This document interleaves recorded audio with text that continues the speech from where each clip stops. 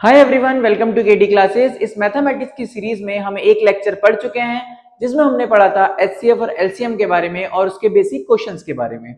तो आज हम उसके आगे की बात करने वाले हैं। रियल नंबर का एक इंपॉर्टेंट टॉपिक है जहां से एक दो क्वेश्चन बनने की पूरी संभावना रहती है। जैसे कि अगर हम बात करें कंपोजिट नंबर और डिजिट एंड विद जीरो के ऊपर, तो ये क्वेश्चन बनने की संभावना रहती है। चलते हैं आगे की तरफ, क्वेश्चन की शुरुआत करेंगे। उससे पहले हम टॉपिक को देख लेते हैं, कंपोजिट नंबर। तो सबसे पहले कंपोजिट नंबर क्या होते हैं? Composite number are those numbers, composite number हमारे वो नंबर्स होते हैं जिनके दो या दो से ज्यादा दो या दो से ज्यादा नहीं, दो से ज्यादा अगर हमारे पास फैक्टर मिल रहे हैं तो उसे हम क्या बोलते हैं? कंपोजिट नंबर बोलते हैं। क्या बोलते हैं? कंपोजिट नंबर बोलते हैं। तो number which has more than two factors, तो उसको हम क्या बोलते हैं? कंपोजिट नंबर बोलते हैं। तो फिर बात आती है, सर प्राइम नंबर क्या होते हैं? प्राइम नंबर्स क्या होते हैं? प्राइम नंबर्स हमारे वो नंबर्स होते हैं जिनके टू फैक्टर्स होते हैं, अब टू फैक्टर्स का मतलब क्या हुआ? एक फैक्टर तो हो गया हमारा वन और एक हो गया हमारे पास नंबर इटसेल्फ। तो हमारे दो फैक्टर होने चाहिए, एक तो हो गया नंबर इटसेल्फ और एक हो गया वन। और कंपोजिट नंबर क्या होता है? More than two factors. Example से थोड़ा समझते हैं। हमारे पास एक एग्जांपल है, अगर हम आपको बोल रहे हैं 15, तो 15 के फैक्टर करेंगे तो 15 का फैक्टर होगा एक 3, 5 और 1। तो यहां पर कितने फैक्टर हो गए हमारे पास? टोटल तीन फैक्टर हो गए। तो 15 हमारा क्या बन गया? कंपोजिट नंबर बन गया। 15 हमारा क्या बन गया? Composite number. बट अगर हम बात करें एग्जांपल की कि हमारे पास 5 है, तो 5 के दो ही फैक्टर होंगे, एक तो होगा 5 और एक होगा 1। तो इसके कितने फैक्टर हो रहे हैं? दो फैक्टर हो रहे हैं, 5 1 5। तो 5 हो गया हमारा नंबर इटसेल्फ, जो मैंने बोला नंबर इटसेल्फ, और 1 हो गया हमारे पास 1। तो ये हमारा कौन सा हो गया? प्राइम नंबर हो गया। बट यहां पर एक और बात आती है कि 1 क्या है? What is 1? एक नंबर है, तो ये एक प्राइम फैक्टर है या फिर ये कंपोजिट नंबर है? ये प्राइम नंबर है या फिर कंपोजिट नंबर है? तो अगर हम 1 के फैक्टर करेंगे तो 1 का तो 1 ही फैक्टर आएगा, तो इसके दो फैक्टर तो है नहीं। अगर ये दो फैक्टर होते तो ये क्या कहलाता? ये कहलाता प्राइम नंबर। क्या कहलाता? प्राइम नंबर कहलाता। बट यहां पर क्या है? यहां पर हमारे पास सिर्फ और सिर्फ एक ही फैक्टर है। तो एक ही फैक्टर है तो ये कंपोजिट नंबर भी नहीं कहलाएगा, क्योंकि कंपोजिट नंबर क्या कह रहा है? More than two factors. तो यानी वन नाइदर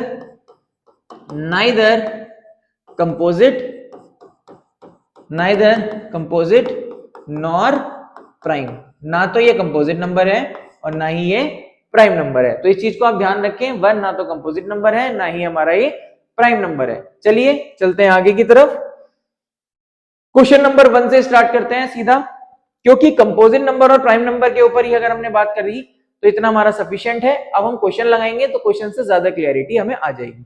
सबसे पहले क्वेश्चन में बोला है whether 8 raise to the power n end with digit 0।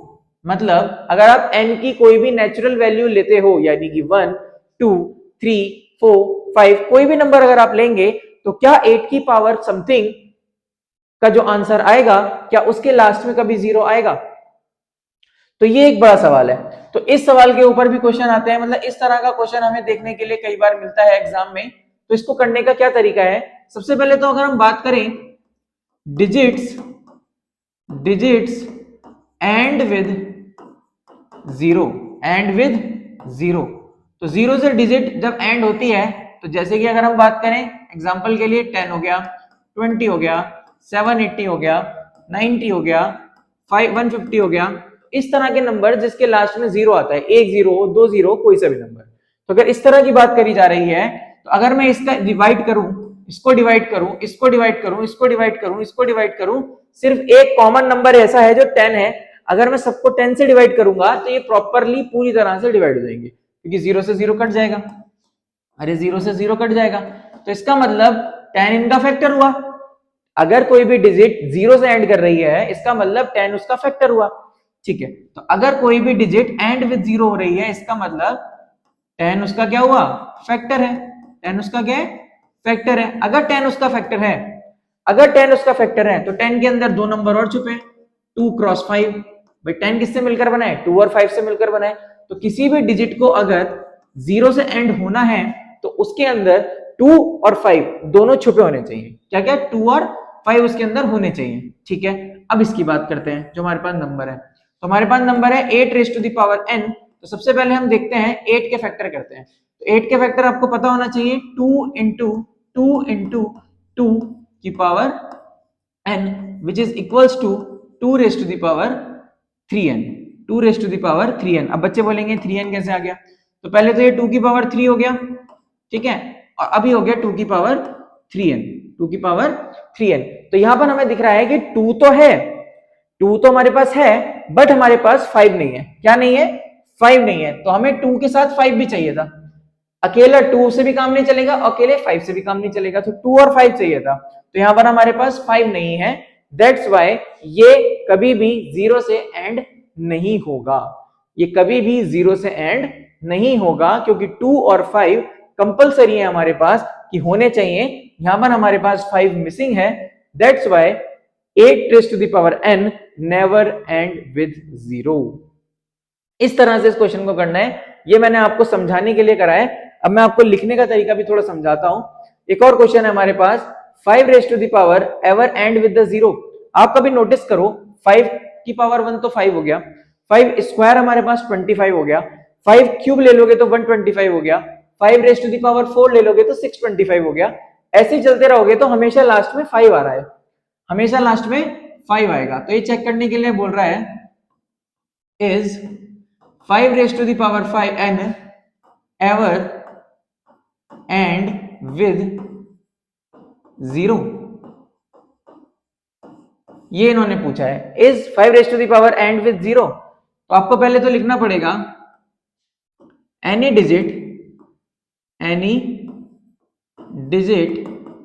which ends with 0, which ends with digit 0, that digit must have 2 and 5 as factor। तो ये बात आपको लिखनी पहले जरूरी है कि any digit which ends with 0, that digit must have 2 and 5 as a factors, तो 2 and 5 उसके दोनों क्या होने चाहिए? फैक्टर होने चाहिए। here 5 raised to the power n having 5 as a factor but 2 is not a factor, therefore 5 raised to the power n never ends with digit 0। तो कभी भी वो 0 नहीं होगा, क्योंकि उसमें आपके पास 2 एज अ फैक्टर नहीं होगा। तो इस तरह से आपको क्वेश्चन में इंग्लिश लिखकर आनी पड़ेगी। आई थिंक आपको यहां तक समझ में आया होगा। चलते हैं एक और क्वेश्चन की तरफ। 12 raise to the power n can be divisible by 10। देखो क्वेश्चन वही है, लेकिन फ्रेम अलग तरह से किया है।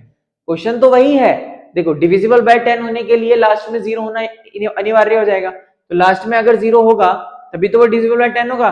पूछ वो वही रहा है, बट फॉर्मेट अलग है, पूछ अलग तरीके से लिया। 12 की पावर n, तो अगर हमें फिर से वही लिखना पड़ेगा any digit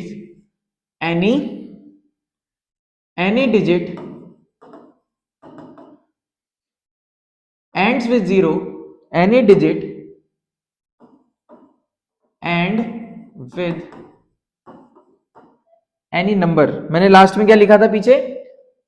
पीछे क्या लिखा है हमने पीछे वाली स्लाइड में? any digit which end with digit 0, या फिर any number भी लिख सकते हैं हम। यहां पर हम क्या लिखेंगे? any number which end with digit 0। हाँ, तो हम यहां पे वही लिखेंगे any number which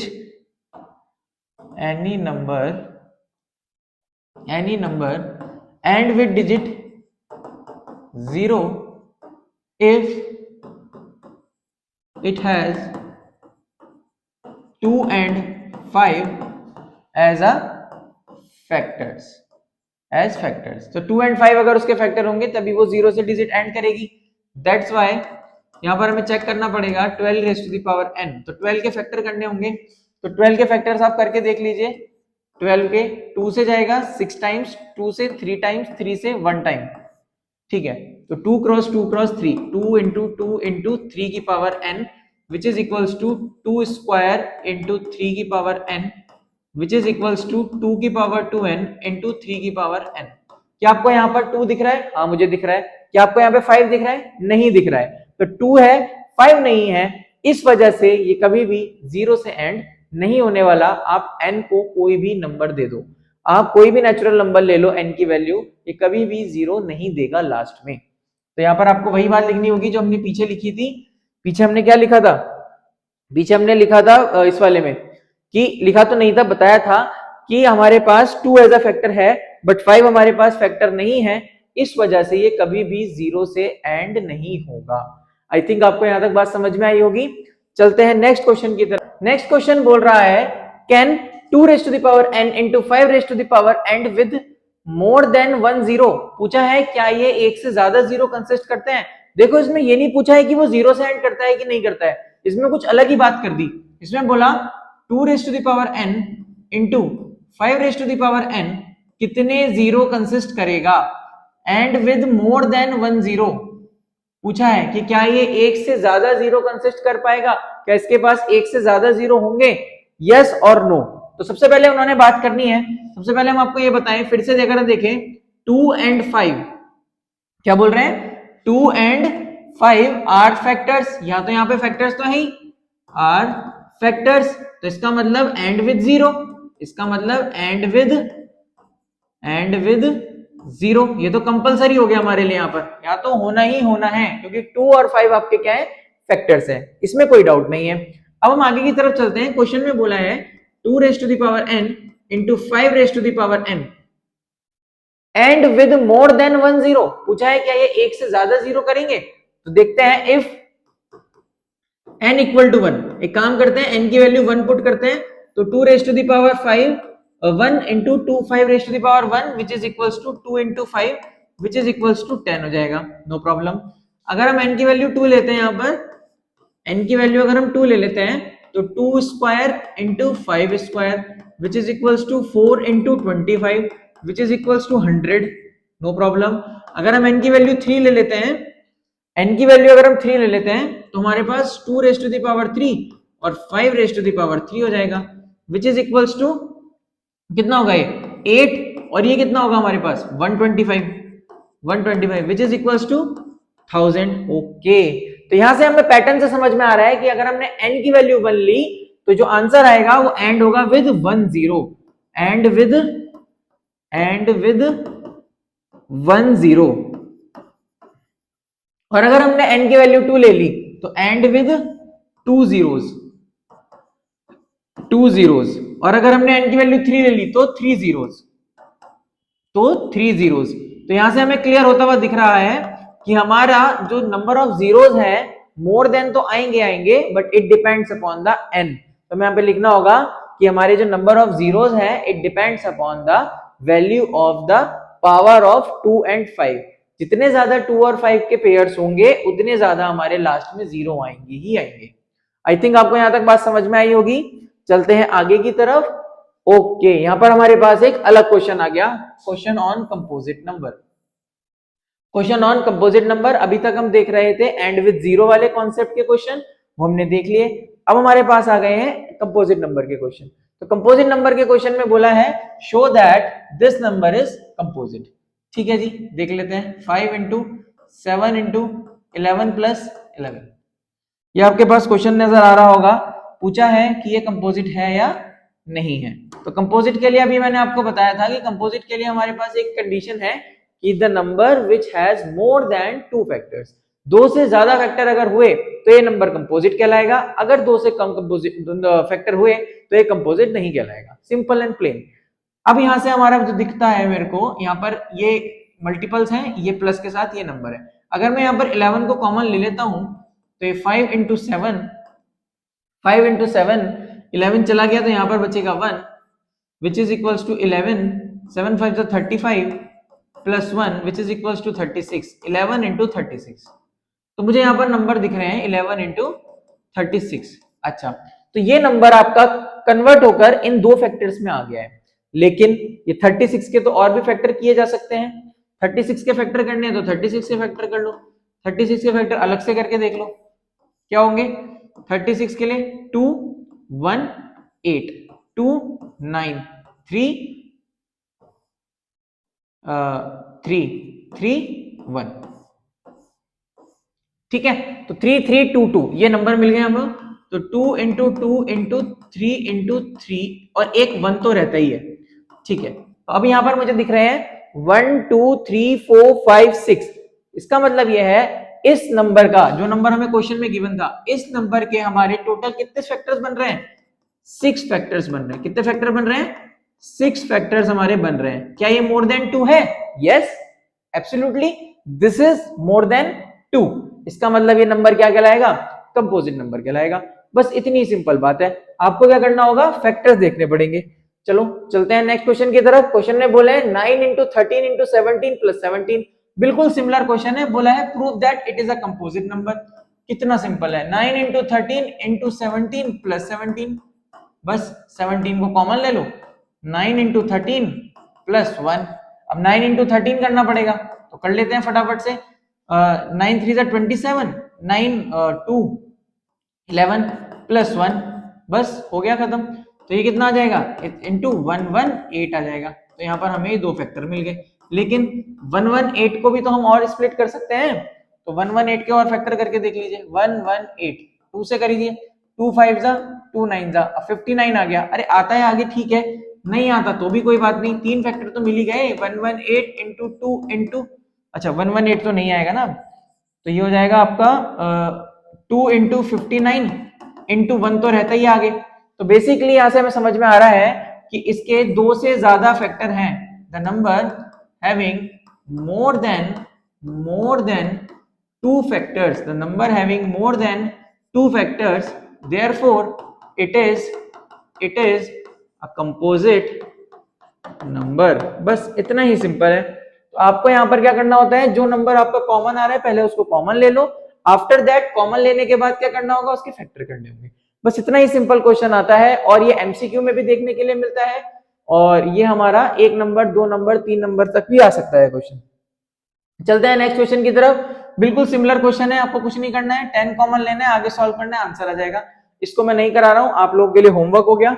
ये क्वेश्चन आपका होमवर्क हो गया। आपको 10 कॉमन लेना है, सॉल्व करना है, जैसे अभी पीछे सॉल्व कराया हो जाएगा। सिमिलर क्वेश्चन ये वाला है। इसमें क्या कॉमन लेना है? इसमें 13 कॉमन लेंगे, 11 इंटू 17 प्लस 1 करेंगे, क्वेश्चन सॉल्व हो जाएगा। तो ये दोनों क्वेश्चन आप लोगों के लिए होमवर्क रहेंगे। नेक्स्ट क्लास में मैं पूछूंगा कि आपने किए हैं कि नहीं किए हैं। तब तक के लिए आप लोग पढ़ते रहिए, और नेक्स्ट वीडियो के लिए आप चैनल को सब्सक्राइब कर लीजिए, जिससे आपके पास नोटिफिकेशन मिस ना हो जाए।